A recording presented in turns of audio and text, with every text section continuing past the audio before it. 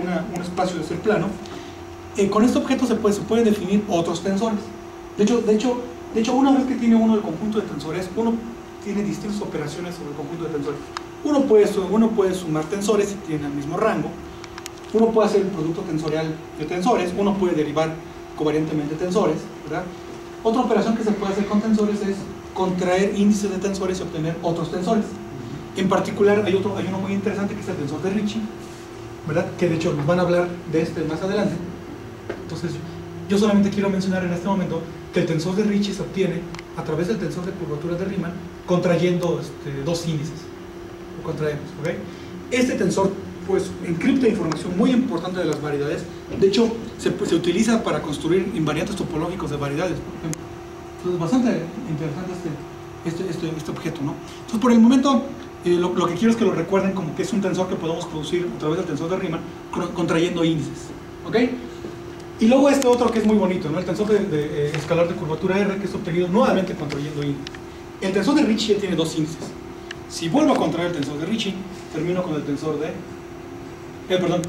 bueno, sí es un tensor de rango cero, sí, ¿verdad? Bueno, pero se le llama el escalar de curvatura.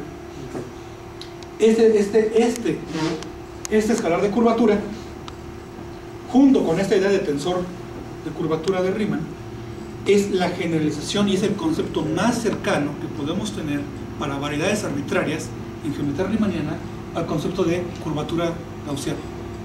Es el objeto más cercano que podemos tener, digamos, a ser igual. En la práctica, y es algo muy interesante, si yo le calculo, por ejemplo, el escalar de curvatura a la esfera o al toro, uno se da cuenta que no exactamente coincide con la curvatura gaussiana, sino que difiere por un número 2. Y de hecho les puse un par de artículos donde hablan de eso. Ahí, bueno, en el material que les puse, ¿no? Muy interesante. De hecho, en el trabajo que, bueno, en el material que les puse, les platico todo sobre el toro y sobre la esfera.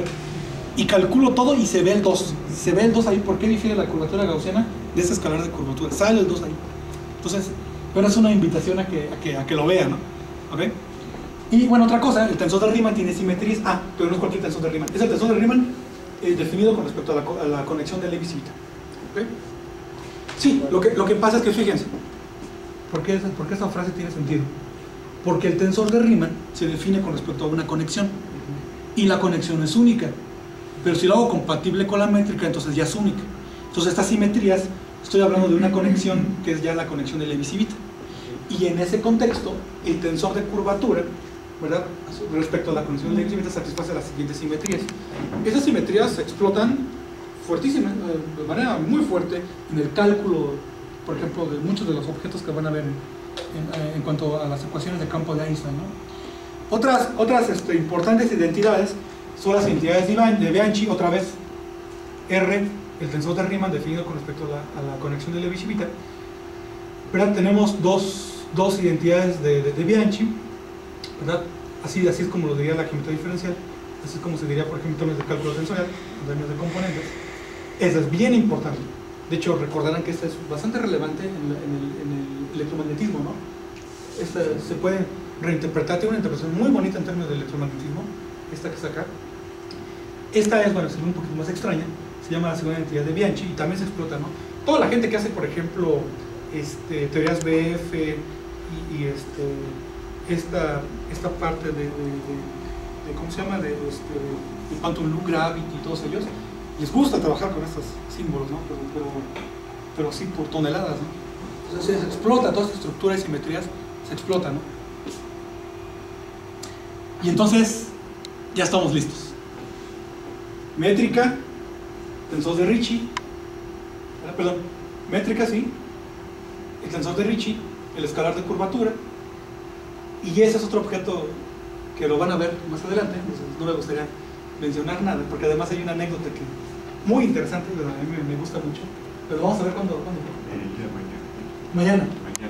Este personaje que está aquí, bueno, es Hilbert, y tiene una historia pues bastante interesante en todo esto de la geometría, de la relatividad general.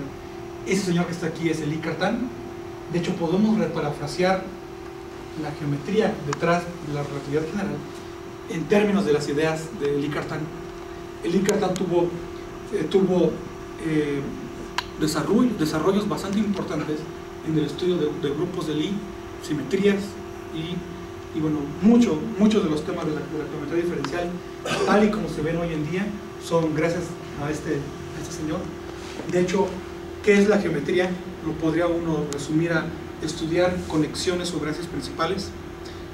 Los haces, objetos particulares de haces principales son, por ejemplo, haces vectoriales. Los haces vectoriales son el ingrediente básico de una de las teorías más profundas de las matemáticas del siglo pasado, que es la K-teoría, y que tiene una íntima relación con la física teórica. De hecho, en este contexto, y hablando de relatividad general, los teoremas de Atiyah-Singer, que mezclan información topológica, analítica y geométrica de las variedades, están íntimamente conectadas con cosas que se llaman anomalías gravitacionales, y esto es un campo de investigación activo muy interesante. Hay mucha gente trabajando en esto. Espero que haya quedado clara muchas de las ideas que introducimos aquí. Es el conocimiento, digamos, mínimo necesario como para poder entender este escenario en el que vivimos, que es, bueno, podemos decir como la geometrodinámica del espacio-tiempo. Entonces, bueno, pues solamente fue un tour por algunos conceptos e ideas que nos van a ayudar a entender la teoría física, ¿no? Entonces, esto, bueno, que les platiqué solamente pues fue geometría, y es bastante interesante ver cómo esta geometría está trabajando en un ejemplo altamente no trivial, como puede ser la relatividad general, y aplicaciones de esta como puede ser la cosmología, ¿no? Entonces, bueno, este curso, sobre todo, creo que lo vemos como una invitación a entender estos temas, que lleva un camino largo, pero bastante interesante, ¿no? Entonces, bueno, por mi parte, eso es todo en lo que respecta a esta parte de notación y lenguaje para entender la relatividad general. Mañana todavía les platico un poquito más de un teorema de clasificación de variedades, muy interesante. De hecho, los voy a poner a contar, sí, literalmente hablando. Pero bueno, entonces por mi parte sería todo por esta primera parte. Si hay alguna pregunta.